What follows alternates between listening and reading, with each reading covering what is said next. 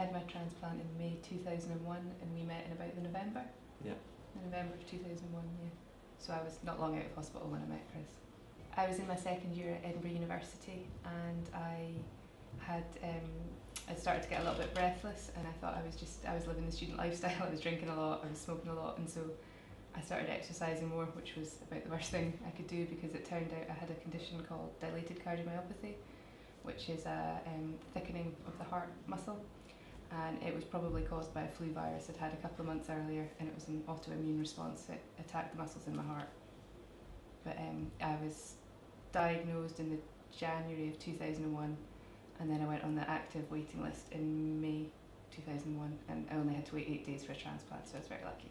It took them about 2 weeks to diagnose what was wrong with me, and when they told me I needed a transplant, I couldn't quite believe it because just about 3 weeks earlier I'd been out partying for New Year's Eve and doing all the normal things, so it really didn't sink in, and I think deep down I really didn't expect that it would come to a transplant. I really thought that was just something that would happen to someone else. I was only 19, really didn't seem a viable option for me. I'd known that my friend had a sister who'd been ill, but I think you don't really understand the gravity of that illness or anything. I think as anybody does until you get to know the person and what they've actually been through. So although I knew Kate had a heart transplant, it just seemed like, well, as Kate said, like something that happens to somebody else, you know. And it was only when we started dating and obviously now we're married that you actually really start to understand what that means, what that is. So kind of knew, but it didn't really sink in.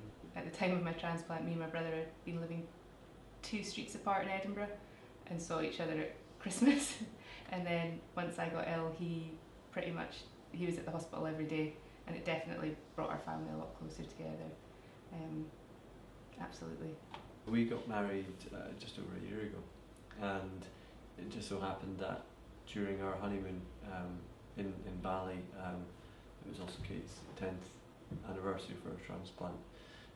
So we got up at sunrise and climbed a volcano, and I think that was pretty emotional, I suppose, because we were on our honeymoon and we just got married, and you just climbed the mountain, which was pretty cool. There's nothing my transplant stops me doing at all. I work full time and travel and do sport, and there's nothing that I can't do. And I think it was good as well, because I think people were quite surprised that someone who'd had a heart transplant could do that level of exercise and do a 4-hour hike up the side of a volcano. So it was good. Yeah, I mean, obviously I didn't know Kate when she'd gone through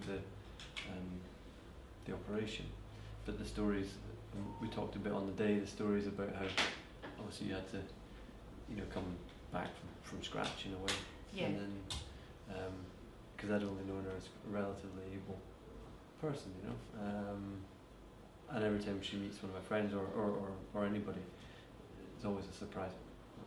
Kate's had a heart transplant, and that was like when we climbed the volcano. It was just a very normal thing to do, and it was just a great landmark occasion, I think. In a way, when you first transplant, it's kind of everything you think about it, and in a way it's kind of nice that real life takes over, and I think about it, although I think about it all the time and I'm conscious of it, it's part of me now, and I don't feel the need to always to mark it in any way, because I think about the person who donated, but I don't feel the need to throw a mark in it. It's usually quite quiet. The very fact that someone was so generous and someone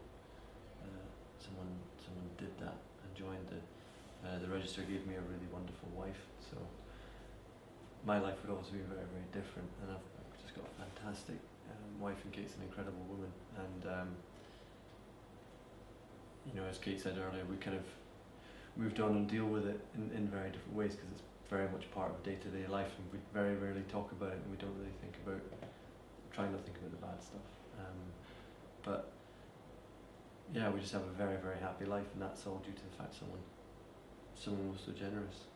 And I think everyone should be, if they knew that if they joined the register, that could actually give somebody else an opportunity to go and live the life like Kate has, and for a couple to stay together or to meet in the future, or to to go on and keep families together. So, yeah, just very, very grateful. Very grateful, I'd say. I guess it's the same for me. It's a gratitude, because when I had my transplant, I was 19, and it seemed like everything was being taken away from me. I didn't know if I was going to get my transplant, and if I hadn't, then I'd never have the opportunity to go on and meet someone and get married and just do all the things that growing up are a given, they're expected. You don't question that's what's going to happen. So for me, it's just a deep sense of gratitude and happiness that someone's willing to do that for a total stranger. It's pretty amazing, because you would just never know the impact of what you're doing, because obviously the person that joins the organisation, if that ever comes to that, they never know what's going to happen with,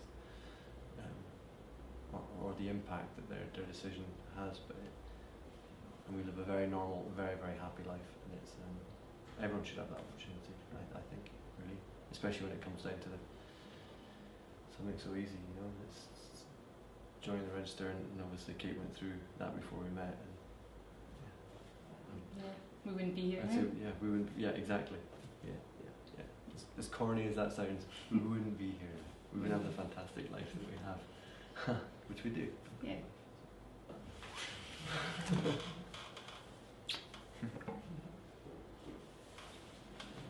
To someone who's thinking about signing the register, I would say find out a bit more about it. Go on the Live Life Then Give Life website. All the information you need is there.